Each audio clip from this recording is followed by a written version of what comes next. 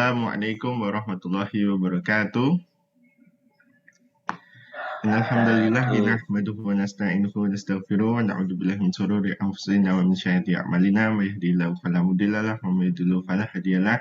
Asyhadu an la ilaha illallah wahdahu la syarikalah wa asyhadu anna Muhammadan abduhu wa rasuluhu la nabiyya wa rasulah ba'da. Rabbi shrah li sadri wa yassir li amri wa hlul 'uqdatam min lisani yafqahu qawli amma ba'du. Kita ucapkan puji dan puji syukur kehadirat Allah Subhanahu wa taala, Tuhan yang memberikan kita kesempatan juga kesehatan sehingga pada pagi hari ini insya Allah Bapak Ibu yang dirahmati oleh Allah dapat hadir untuk menyimak materi dan ilmu-ilmu yang akan disampaikan oleh Ustadz di Madrasah Baitullah pada kesempatan pagi hari ini, dan bekal terbaik untuk bisa menambah ilmu untuk nantinya ketika diberikan kesempatan ke Tanah Suci sudah menjadi insya Allah Muslim ataupun orang yang lebih baik lagi. Tak lupa juga salat serta salam senantiasa tercurah limpahkan kehadirat baginda Rasulullah SAW. Kepada beliaulah senantiasa kita dapat untuk terus bersolawat, terus menauladani sunnah-sunnah dari orang yang terbaik akhlaknya, peringainya, dan apapun yang beliau ajarkan senantiasa terus untuk kita ikhtiarkan, kita contoh dan jadikan diri ini sebagai umatnya beliau, dan nantinya kita berharap-harap cemas di yaumil akhir mendapatkan syafaat beliau. Amin ya rabbal alamin. Baik Bapak Ibu, marilah kita mulai Madrasah Baitullah pada kesempatan pagi hari ini dengan mengucapkan kalimat basmalah bersama-sama. Bismillahirrahmanirrahim. Kemudian acara selanjutnya yaitu adalah materi yang nanti akan disampaikan oleh Ustadz Deden Anjar Hedriansah mengenai 7 tanda-tanda haji mabrur. Ada apa saja?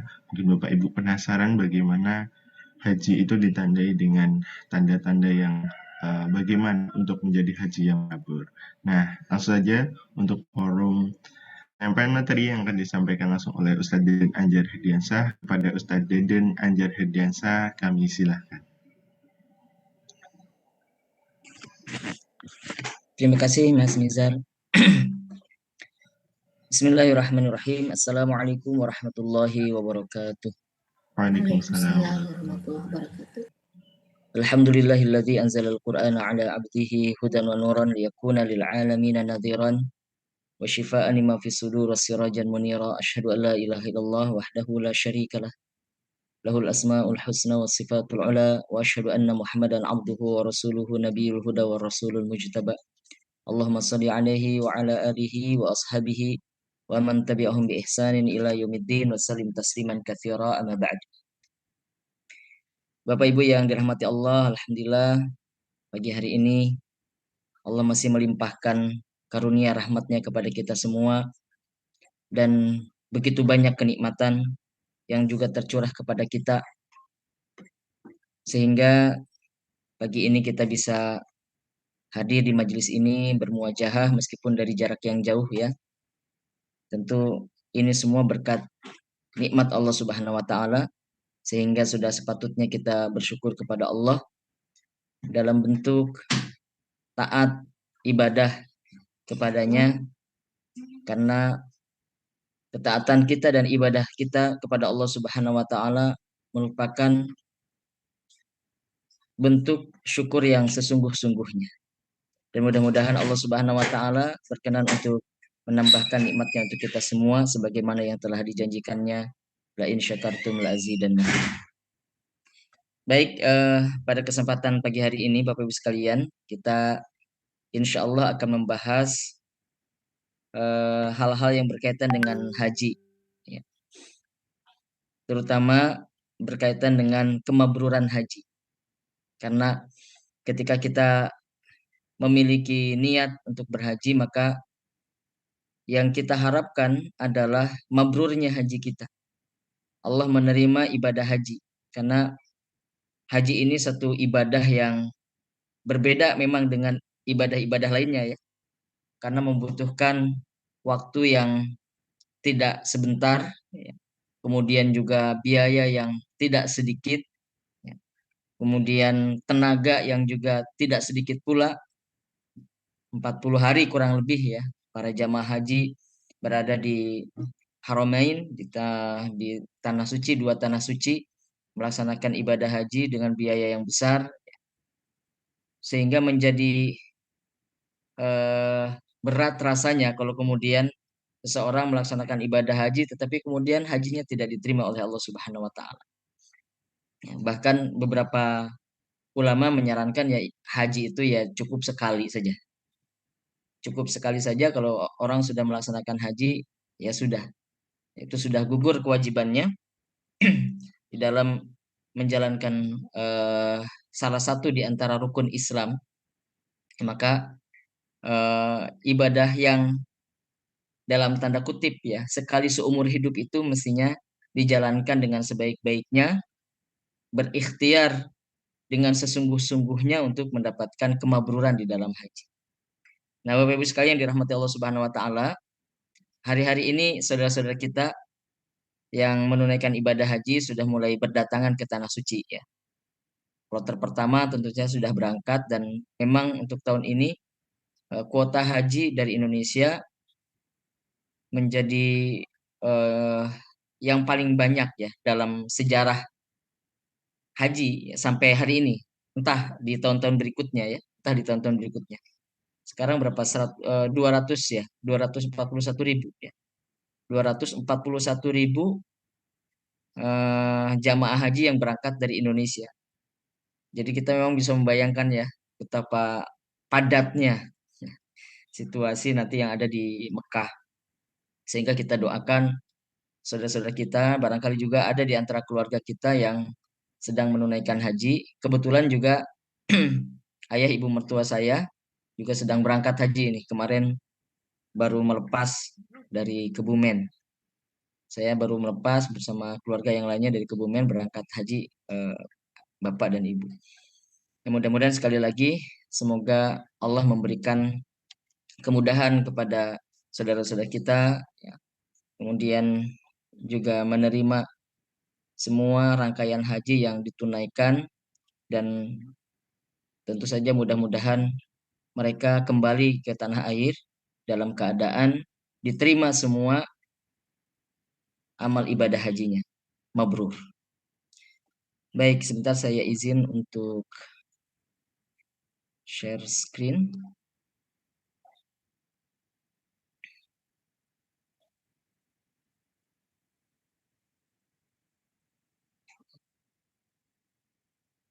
Apakah sudah tampak Bapak Ibu sekalian?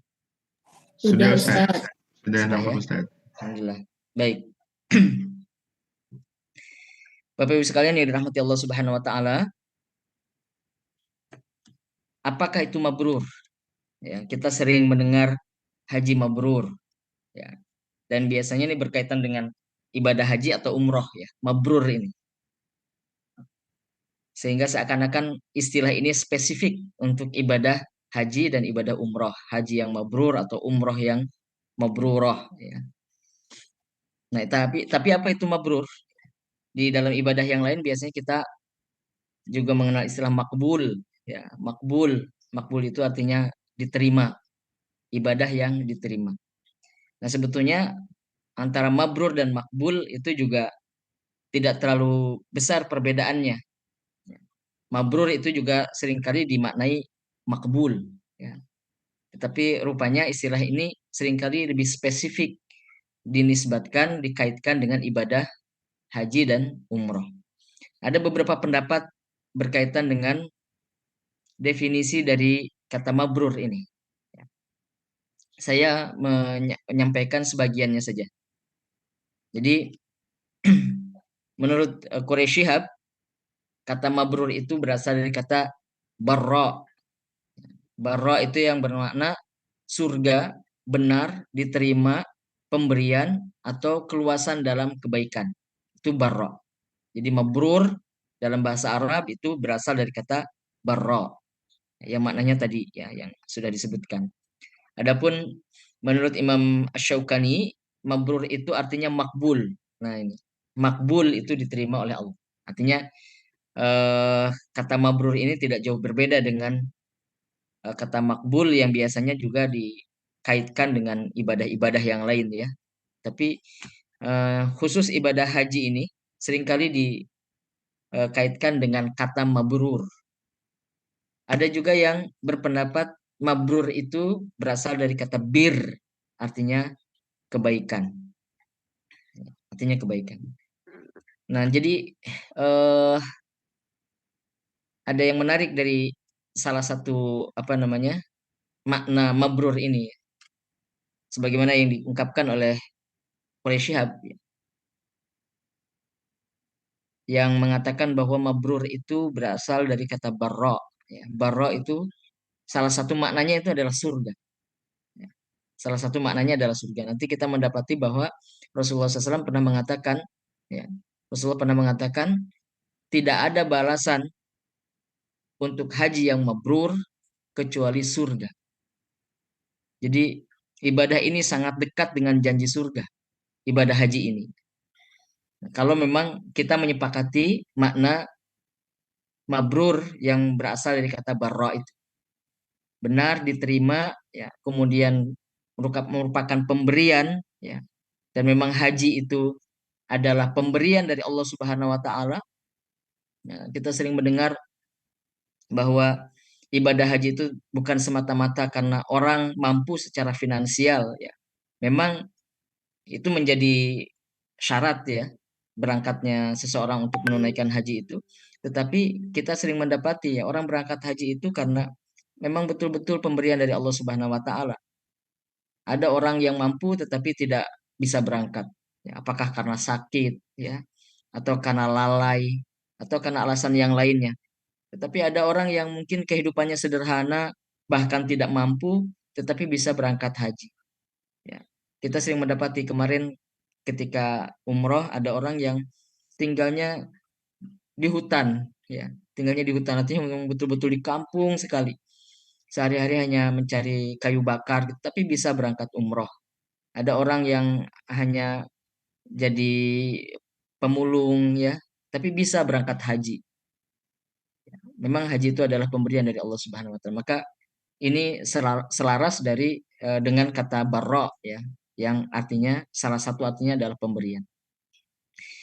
Nah, ini beberapa hal yang berkaitan dengan eh, makna mabrur, ya, makna mabrur.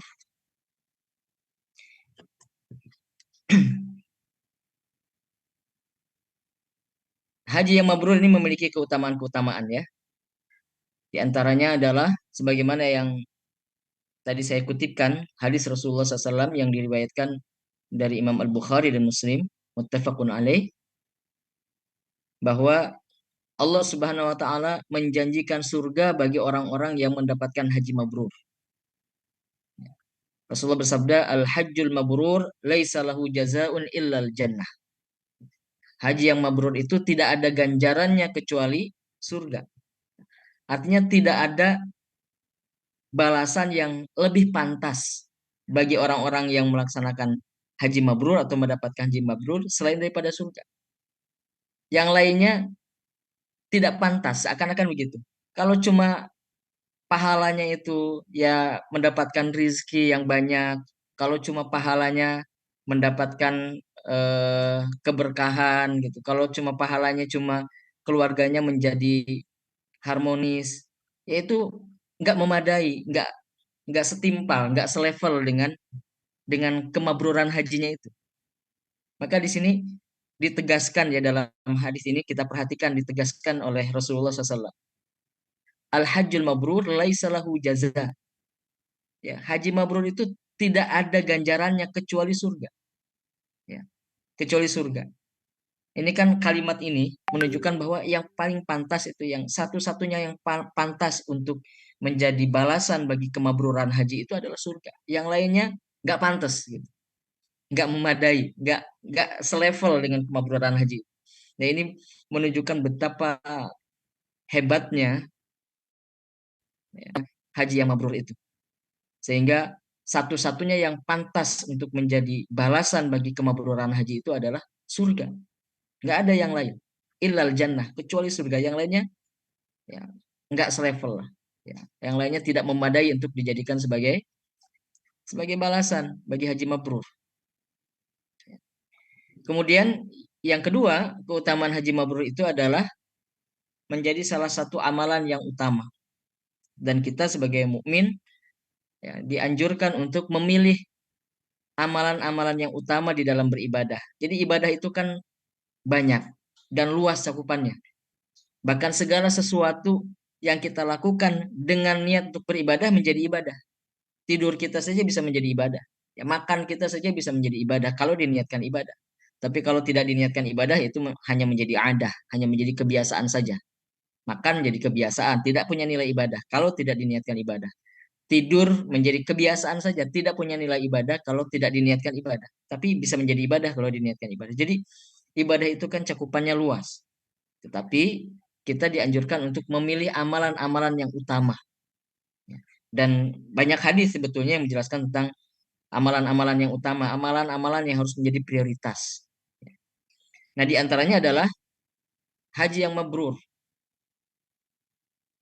Rasulullah SAW pernah ditanya oleh salah seorang sahabat.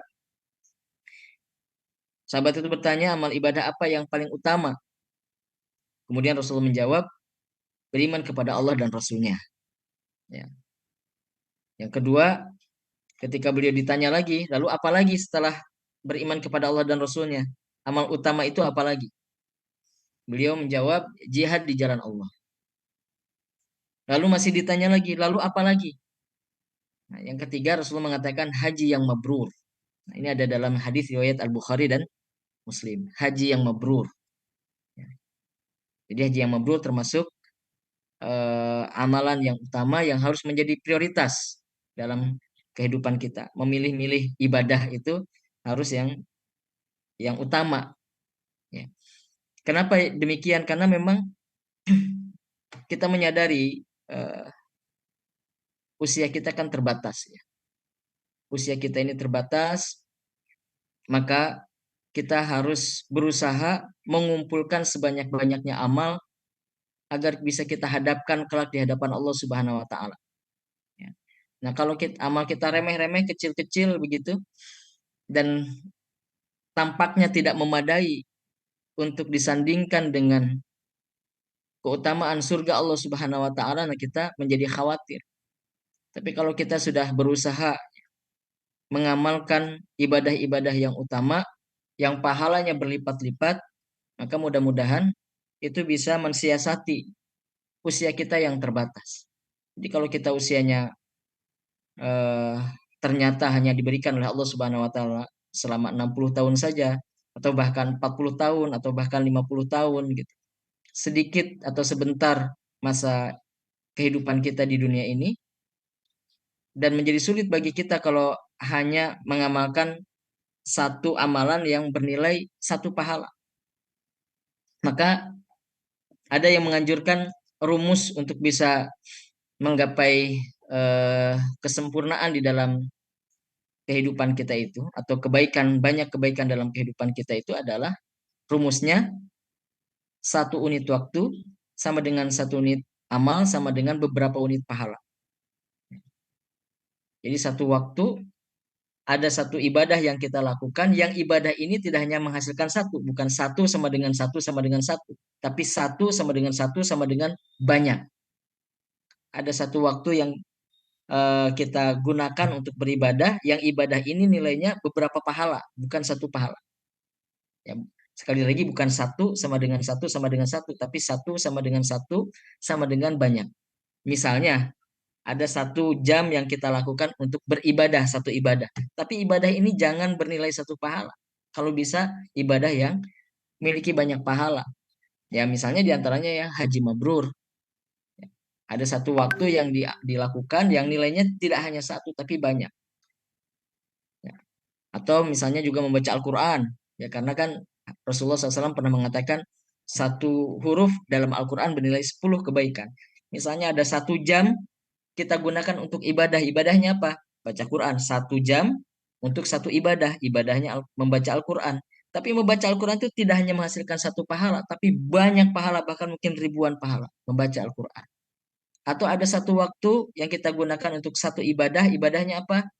Sedekah. Misalnya. Karena sedekah itu, kata Rasulullah SAW, itu menghasilkan 700 lipat. Ya. 700 lipat kebaikan. Ya, misalnya begitu, sehingga menjadi efektif waktu kita.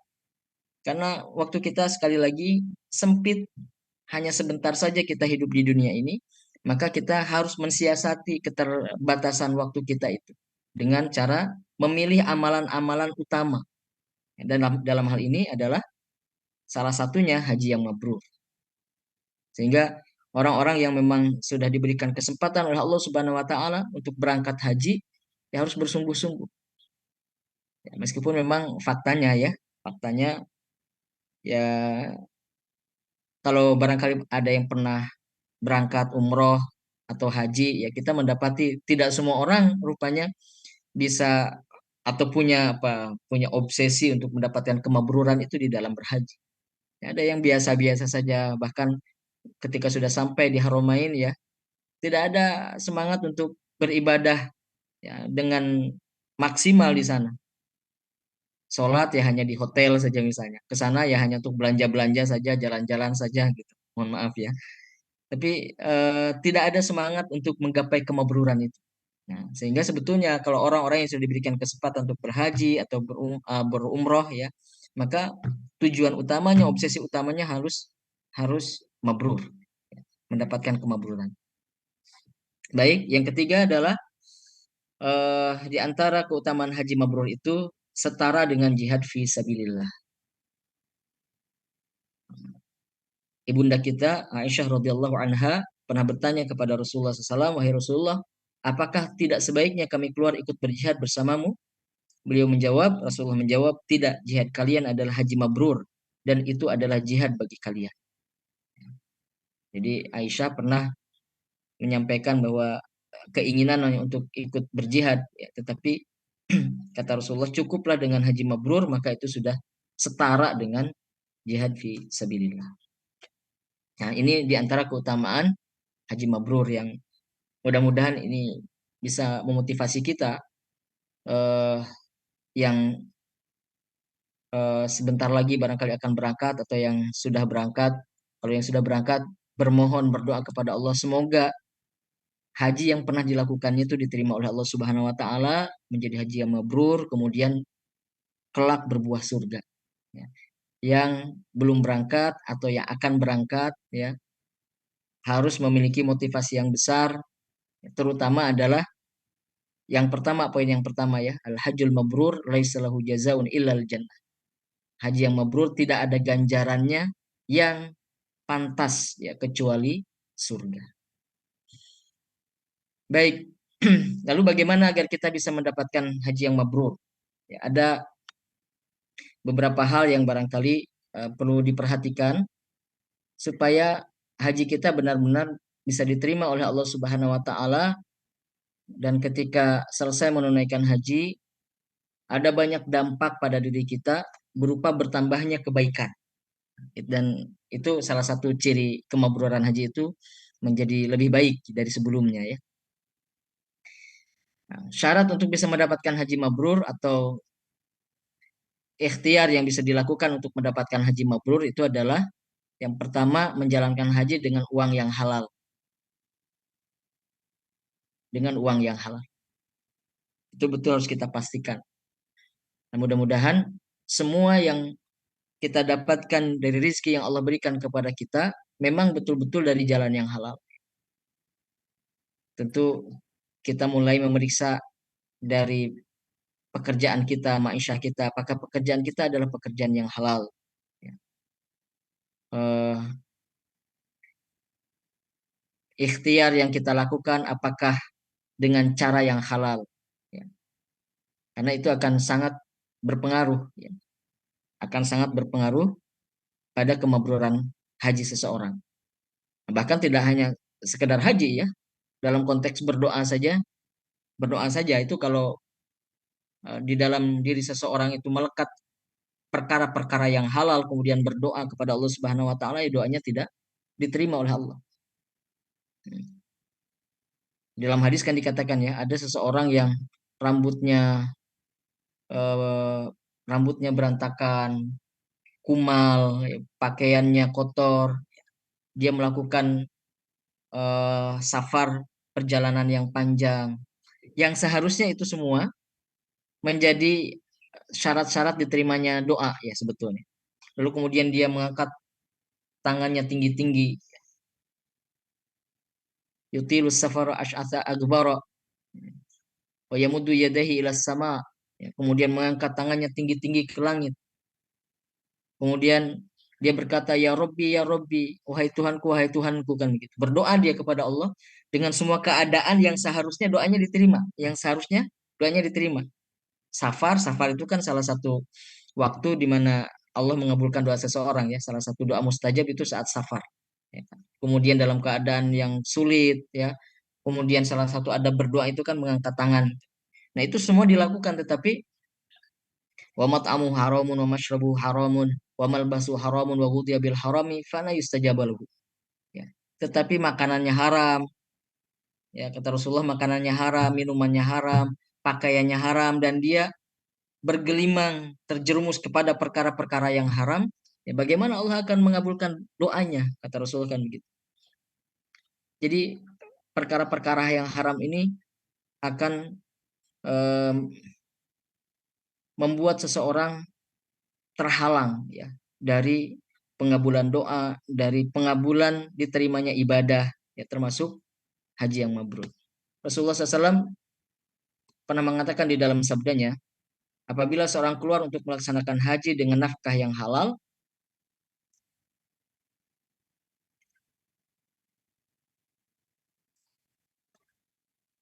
sebentar, mohon maaf, dan menapakkan kakinya di atas kendaraannya, kemudian berucap, ya Allah, aku datang memenuhi panggilanmu, labaik Allahumma labaik, ya. Kemudian memanggillah malaikat dari langit. Malaikat berkata, kedatanganmu diterima dan amalmu diterima. Bekalmu halal, kendaraanmu halal, dan hajimu mabrur, dan bukan palsu. Hadis riwayat At-Tabrani. Nah, jadi kalau seseorang berangkat haji itu dengan segala sesuatunya halal, ya, maka akan diterima ibadah hajinya dan akan menjadi haji yang mabrur. Jadi sekali lagi harus diperhatikan semuanya halal, ya semuanya halal. Bahkan termasuk transaksinya ketika berhaji, ya itu juga halal. Nah, kita memahami ya proses haji itu ada, kita berkaitan dengan orang-orang ya membayar haji itu. Ya. Dan haji itu ada yang haji reguler, ada yang plus, ada yang furoda ya dan sebagainya.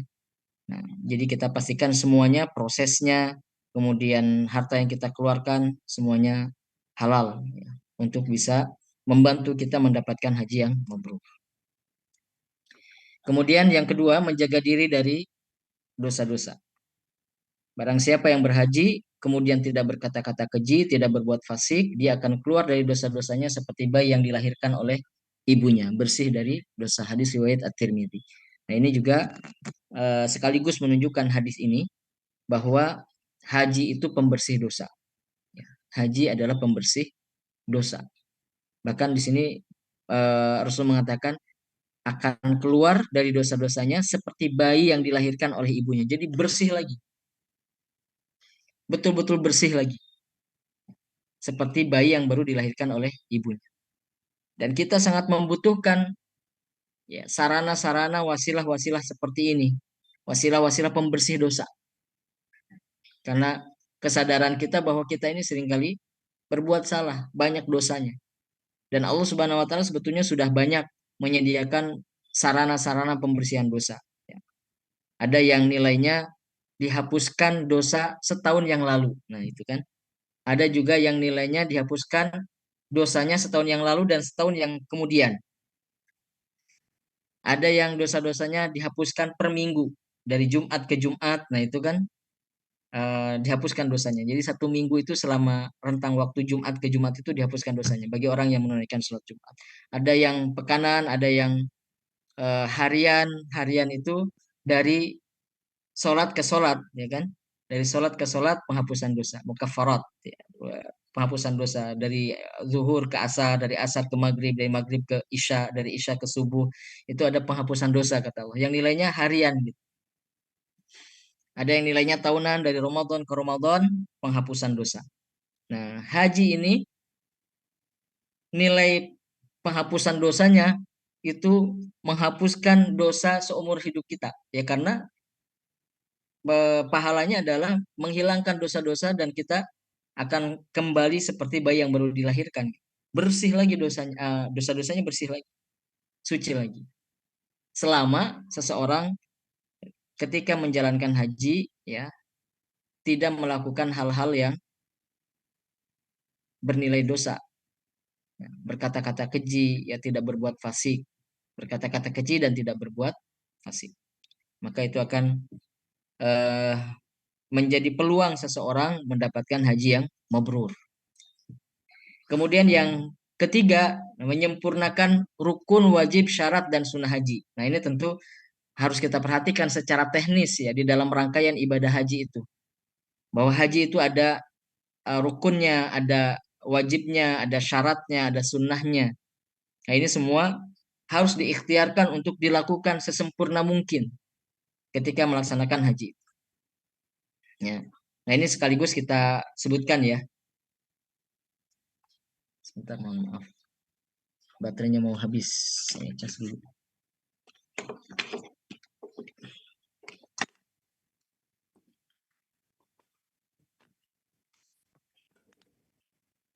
Baik. Nah ini sekaligus kita mengetahui apa saja yang menjadi rukun, wajib, syarat, dan sunnah haji.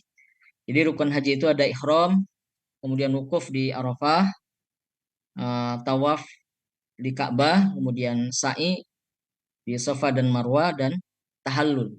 Nah ini rukun haji. Jadi rangkaian yang tidak boleh tidak dikerjakan di dalam haji. Ya, ada 5. Ada yang menambahkan 1 poin, yaitu tertib. Ya, tertib urutannya sesuai ya, urutannya sesuai dari nomor 1 sampai nomor 5 itu harus tertib. Jadi ihram, kemudian wukuf di Arafah, tawaf di Ka'bah, sa'i, dan tahallul. Jadi kalau kita bandingkan dengan umroh ya bedanya ada di nomor 2 ya. Karena umroh tidak ada wukufnya. Tapi haji ada wukufnya di Arafah, salah satu rukun yang harus dilaksanakan. Kalau tidak ya berarti dia belum sempurna atau bahkan tidak sempurna ya. Kemudian wajib haji itu ada mabit di Muzdalifah, lalu melempar jumroh Aqabah 7 kali, kemudian melempar jumroh di hari tasyrik di tanggal ke-11, 12, dan 13 Zulhijjah, kemudian mabit pada malam tasyrik, ya, ihram dari miqat, lalu tawaf wada.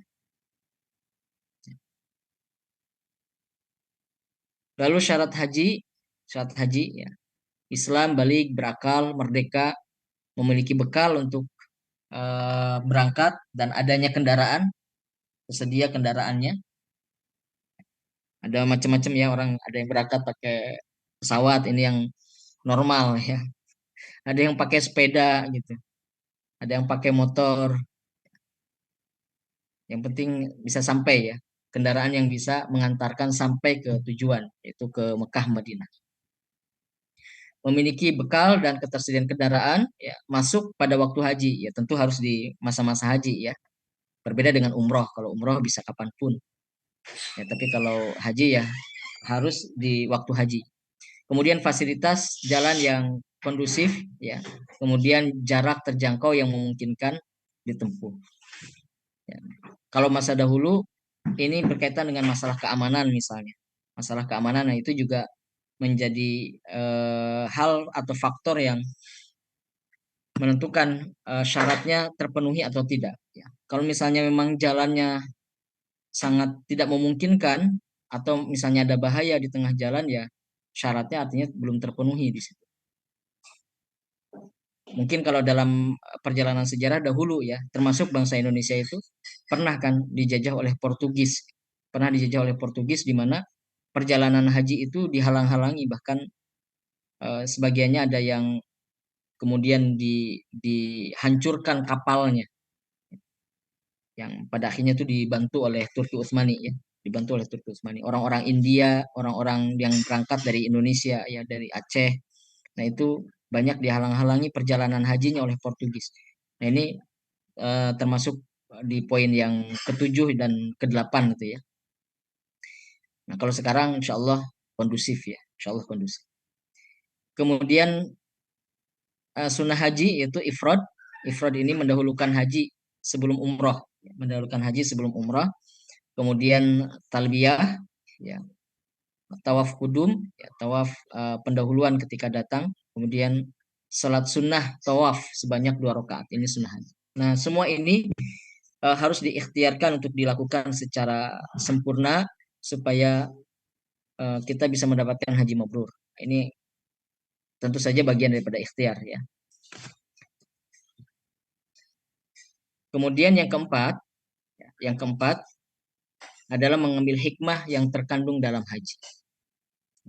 Memang ini tidak berkaitan dengan ritualnya, dengan tata cara secara teknis ya pelaksanaan haji, tetapi mengambil pelajaran-pelajaran dari ibadah haji yang dilaksanakan.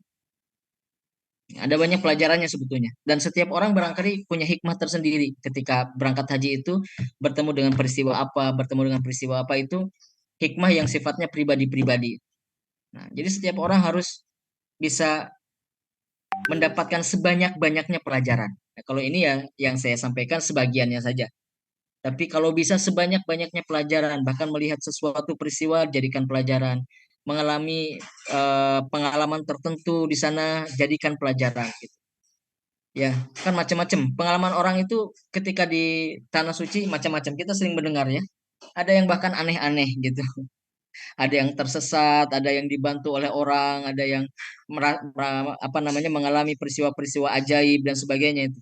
Nah, itu mestinya dijadikan sebagai pelajaran-pelajaran ya, hikmah di dalam pelaksanaan haji. Nah, setidaknya di sini ada beberapa hal yang barangkali bisa kita jadikan sebagai pelajaran. Yang pertama adalah di dalam pelaksanaan haji itu kita bisa menyaksikan rumah Allah Subhanahu wa taala. Ya. Dan ini memang satu-satunya ibadah yang memberikan kesempatan kepada kita untuk demikian ya. Kalau sholat ya sholat kita menghadap kiblat, menghadap Ka'bah ya, menghadap kiblat. Tapi tidak menyaksikan langsung, Pak. Selama ini kita sholat 5 waktu, yang belum pernah haji, belum pernah umroh, ya belum bisa menyaksikan secara langsung Baitullah itu, Ka'bah itu, yang menjadi kiblat kita. Gitu. Tapi ketika ibadah haji kita bisa menyaksikan langsung. Tentu suasananya berbeda. Ya, suasananya berbeda. Sholat di depan Ka'bah langsung itu suasananya berbeda ketika sholat ya di tempat kita masing-masing. Bahkan sering terjadi ya, baru melihat saja baru datang kan ke Mekah, turun kita ya dari eskalator itu langsung melihat Ka'bah begitu tuh langsung mengalir air mata kita. Langsung mengalir air mata kita melihat Ka'bah. Berbeda suasana itu akan memunculkan perasaan atau sisi spiritual kita ya, yang luar biasa menyaksikan rumah Allah. Kemudian yang kedua adalah meneladani Nabi Ibrahim, ketakwaan Nabi Ibrahim, ya, pengorbanan Nabi Ibrahim, dan sebagian besarnya, hampir ya, sebagian besarnya ritual haji itu ya berkaitan dengan Nabi Ibrahim ini. Ka'bah itu juga dibangun oleh Nabi Ibrahim. Ada makam Ibrahim di sana di samping Ka'bah itu ya. Ada Hijr Ismail, ada Sa'i yang merupakan peristiwa yang pernah dilakukan oleh Siti Hajar ya, berlari-lari antara Safa dan Marwah. Kemudian jumroh yaitu ketika Nabi Ibrahim melempari setan yang menggoda Nabi Ibrahim untuk tidak taat kepada Allah Subhanahu wa taala. Nah, ini peristiwa haji itu kan peristiwa untuk mengingatkan kita kembali kepada Nabi Ibrahim dengan semua keteladanan yang ada pada dirinya. Ya. Sekali lagi tentang ketakwaan, tentang ketaatan, tentang pengorbanan Nabi Ibrahim alaihissalam. dan keluarganya. Ya, tidak hanya Nabi Ibrahim, tapi keluarga Nabi Ibrahim. Ya, termasuk Siti Hajar di dalamnya, termasuk Nabi Ismail di dalamnya. Itu semua tentang pengorbanan dan ketaatan kepada Allah Subhanahu wa Ta'ala. Ya, mestinya haji mengajarkan kepada kita untuk lebih taat, untuk lebih siap berkorban untuk Allah Subhanahu wa Ta'ala. Ya. Kemudian yang ketiga, hikmah dari haji itu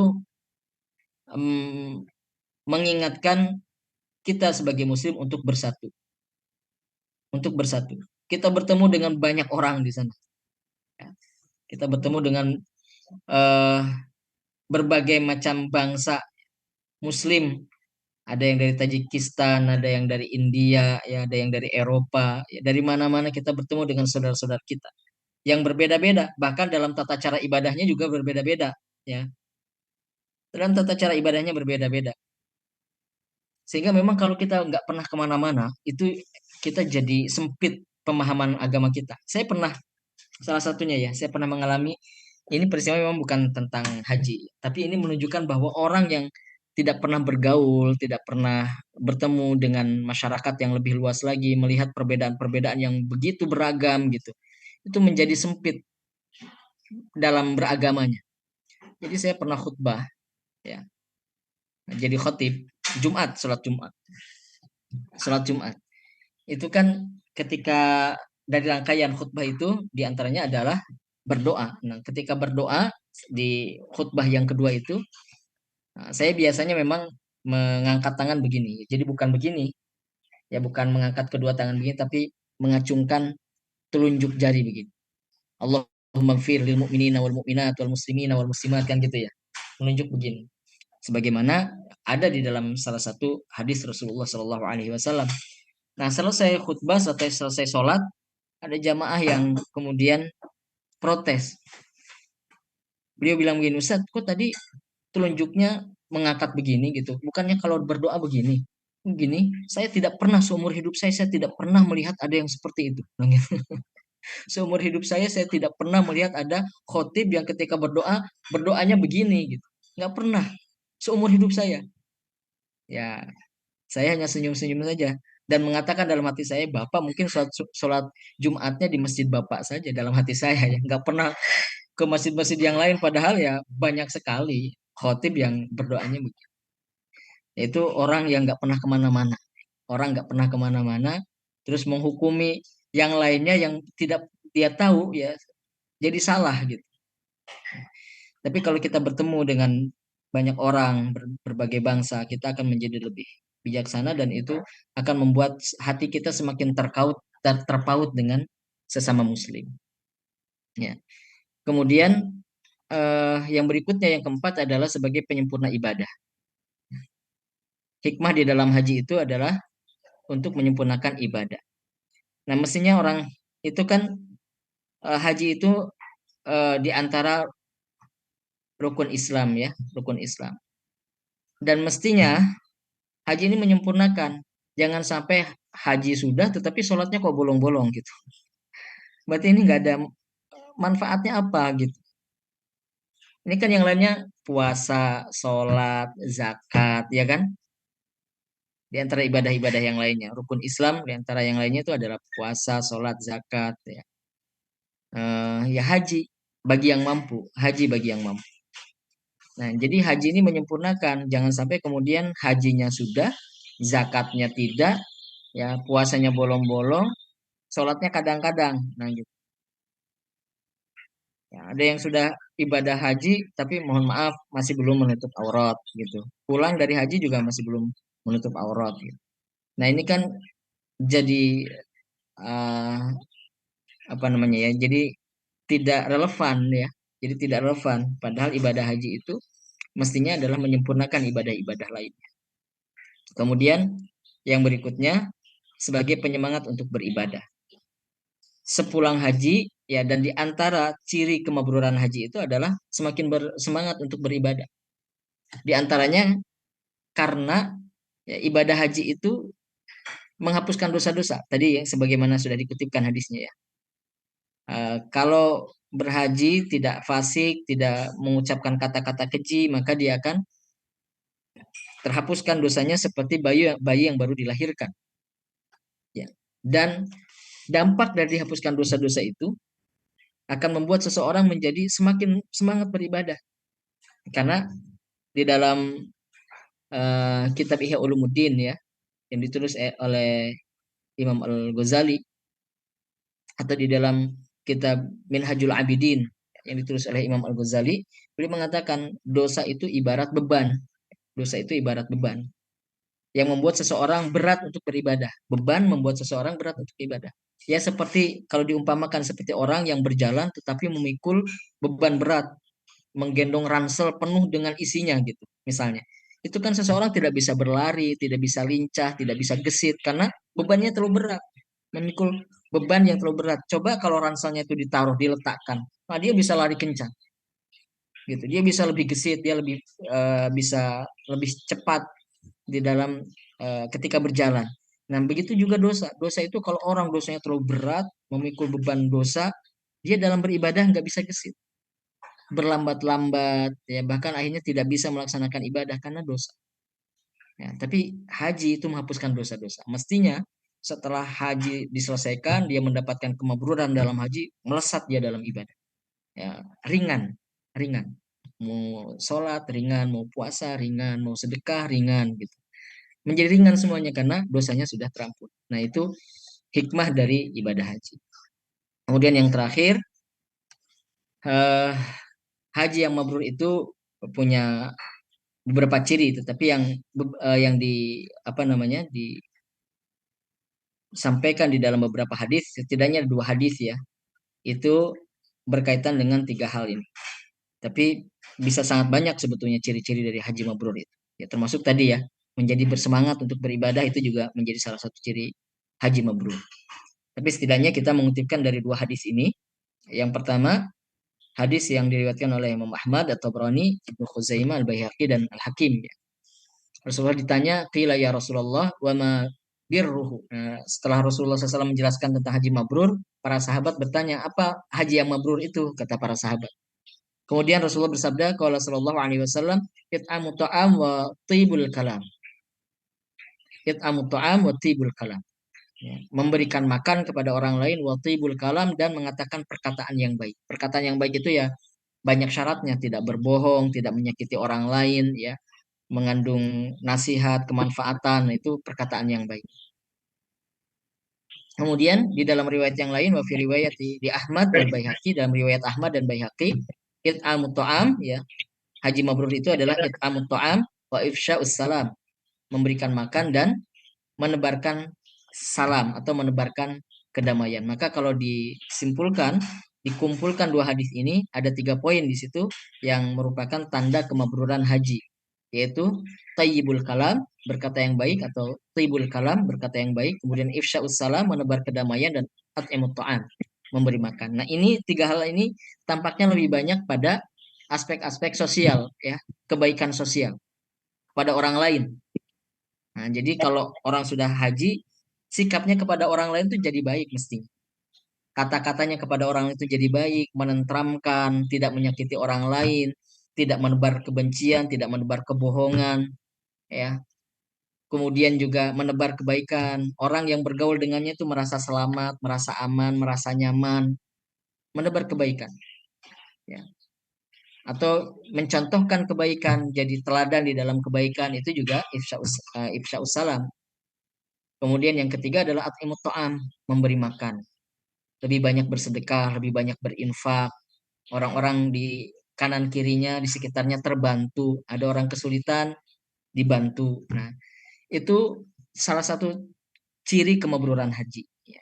Nah, ini 3 poin ini konteksnya lebih banyak berkaitan dengan kebaikan sosial. Ya, kalau tadi yang sebelumnya di antara ciri kemabruran haji itu lebih semangat untuk beribadah. Ya, berkaitan dengan hubungan pribadinya terkait dengan ibadah-ibadah mahdhah misalnya ya. Ya termasuk juga sebetulnya ibadah kepada orang lain, ibadah terhadap orang lain. Nah, itu juga bisa menjadi lebih bersemangat setelah melaksanakan ibadah haji dan mendapatkan kemabruran di dalam haji. Baik, Bapak Ibu sekalian dirahmati Allah Subhanahu wa taala, demikian yang bisa kita bahas pada pagi hari ini ya tentang haji. Ya, mudah-mudahan Kita doakan ya saudara-saudara kita yang berapa tuh jumlahnya 241.000 ya, khususnya yang dari Indonesia. Saudara-saudara kita mudah-mudahan semuanya mendapatkan mabrur di dalam haji. Semuanya mendapatkan mabrur di dalam haji. Dan mudah-mudahan juga eh, yang sudah pernah berhaji ya, kita berdoa meskipun sudah terjadi ya hajinya. Tapi kita tidak tahu, mudah-mudahan Allah Subhanahu wa taala menerima semua ibadah hajinya, rangkaian ibadah hajinya, dan yang belum pernah haji, mudah-mudahan tentu saja yang pertama kali doanya adalah diberikan kesempatan oleh Allah Subhanahu wa taala untuk melaksanakan haji sebelum Allah memanggil kita ya. Sebelum Allah memanggil kita, kita diberikan kesempatan ya sekali di dalam hidup kita untuk melaksanakan ibadah haji dan menerima ibadah haji kita menjadi haji yang mabrur. Baik, terima kasih Bapak Ibu sekalian dirahmati Allah Subhanahu wa taala. Saya cukupkan terlebih dahulu. Wassalamualaikum warahmatullahi wabarakatuh. Waalaikumsalam warahmatullahi wabarakatuh. Baik, ucapkan jazakumullah khair kepada Ustadz Deden Anjar Hidian Saemkum yang telah menyampaikan materi yang sangat luar biasa mengenai 7 tanda-tanda haji yang mabrur.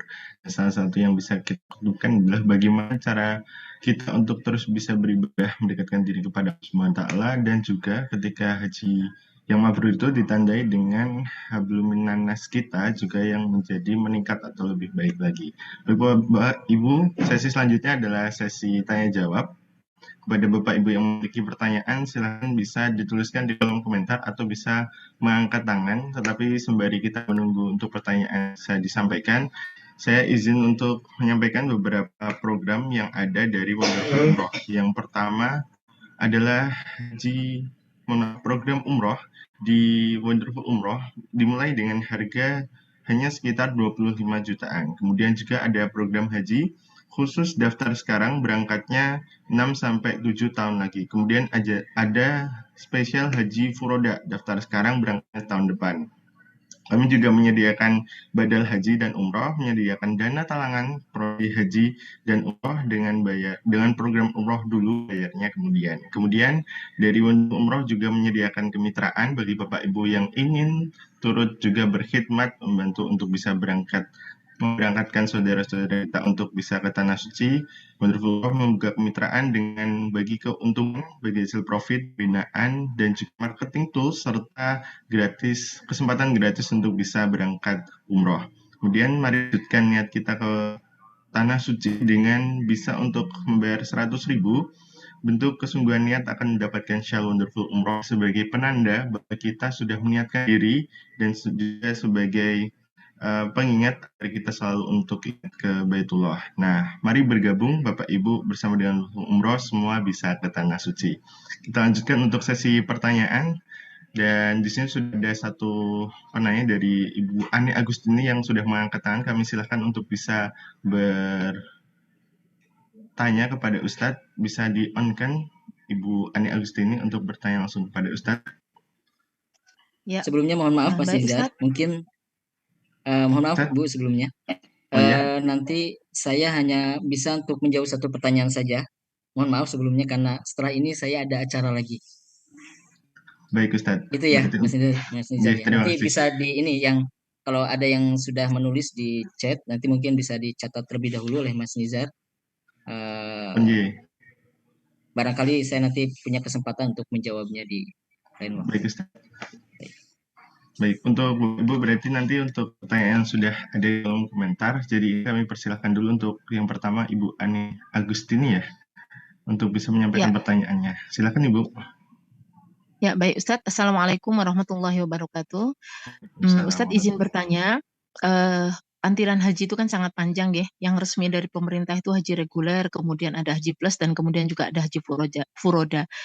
Saya ingin bertanya, bagaimana jika seandainya kita ingin berhaji dengan visa misalnya visa ziarah gitu ya, di mana memang agak sulit untuk menembus ke sana ya, apalagi peraturannya di sana sangat ketat dan ternyata ada beberapa hal di mana haji dengan visa ziarah ini banyak mengganggu jamaah haji reguler gitu ya, bukan mengganggu dalam artian menyakiti, tetapi misalnya dompleng bisnya dengan kemudian nyogok sama supirnya, karena itu banyak dilakukan oleh teman-teman yang berhaji dengan visa ziarah.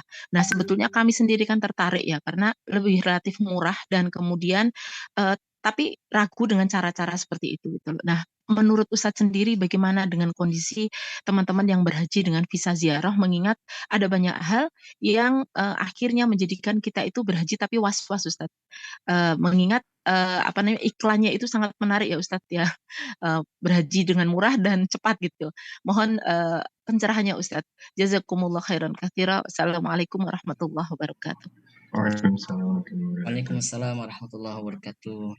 Baik, terima kasih Bu Ani ya, Bu Ani Agustini, betul ya? Ya Ustadz. Baik, tentu haji dengan visa tadi apa? Haji dengan visa Ziarah Ustadz. ziarah ya, haji dengan visa ziarah. Kalau secara syarat dan rukun tidak membatalkan, artinya hajinya tetap sah ya, hajinya tetap sah. Tetapi di situ ada unsur ya, seperti yang tadi disampaikan oleh Bu Ani sendiri ya, ada unsur kezoliman di dalamnya, ada unsur kezoliman. Karena itu membuat pertama haji menjadi tidak kondusif ya, haji menjadi tidak kondusif dan ada banyak orang yang sebetulnya mengantri ya, mengantri harus dengan berbagai macam usaha, dengan berbagai macam ikhtiar ya. Kemarin kami menyaksikan juga bagaimana para orang tua itu ya berikhtiar melalui dengan berbagai macam cara ya, melobi agar bisa ikut, karena kalau yang kuota yang sekarang itu diutamakan yang ini ya, yang sudah sepuh, yang sudah tua-tua itu, lansia-lansia diutamakan. Kemudian ada terkait dengan mahram ya, kuota mahram ya, yang suami istri, yang suami dan istrinya berbeda berangkatnya, nah itu bisa disatukan di tahun ini, bisa disatukan. Kemudian yang lansia didahulukan gitu.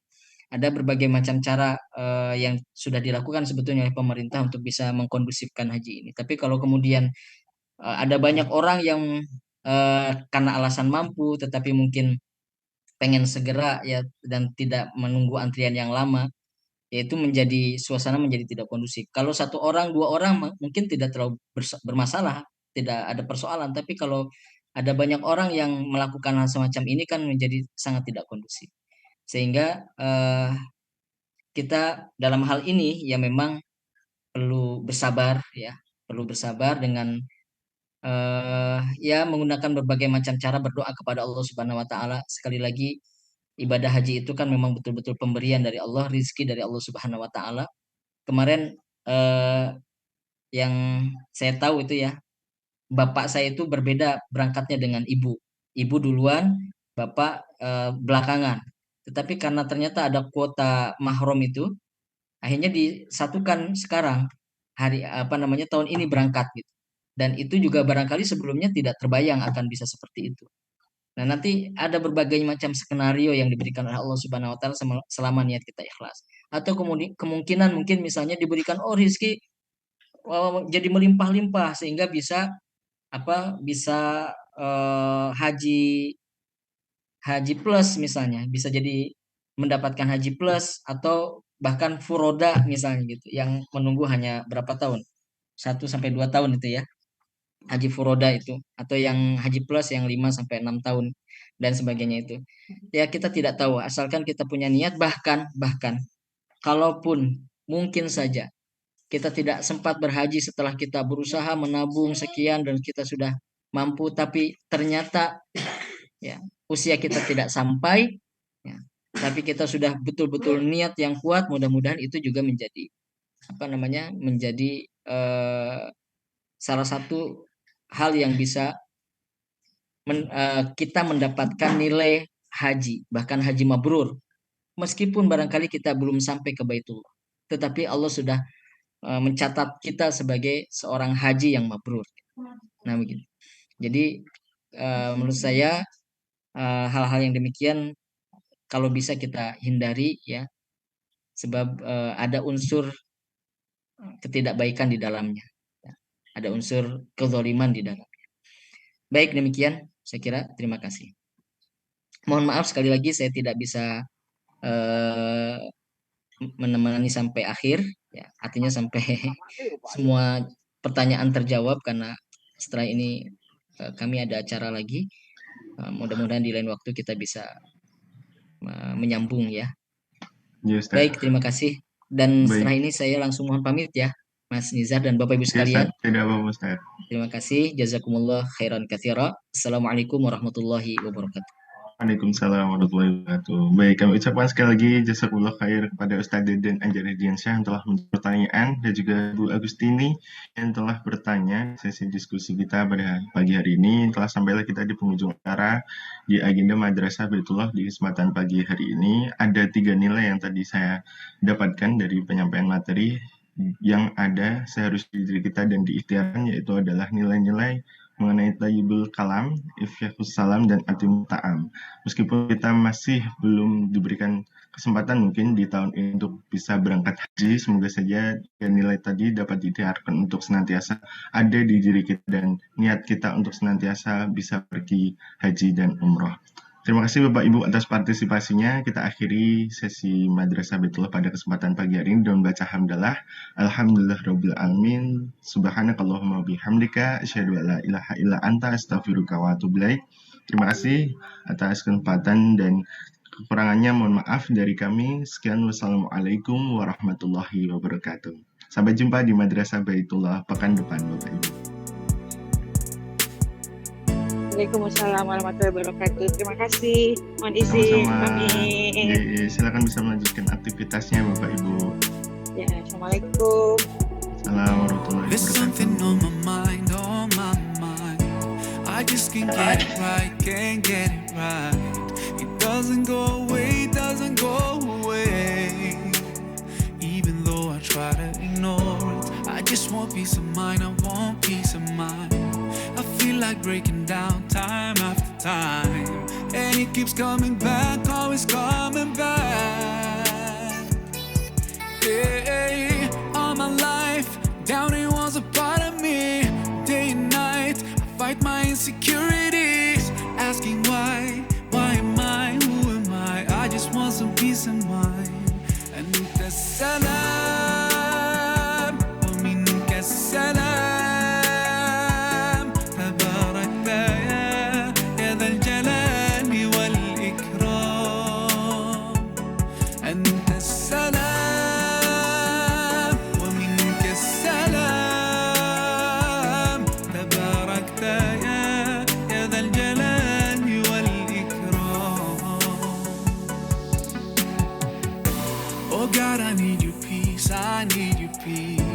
I still believe with hardship comes ease.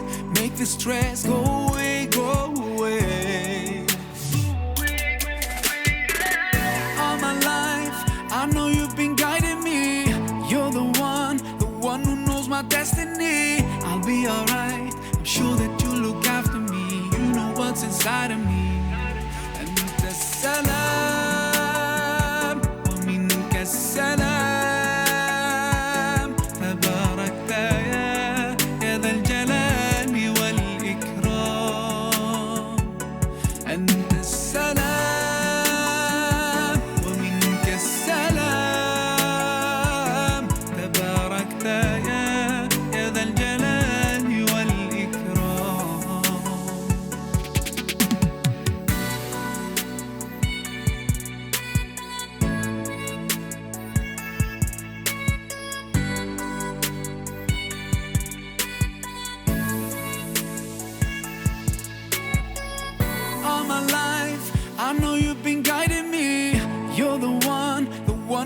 Destiny, I'll be alright. I'm sure that you look after me. You know what's inside of me.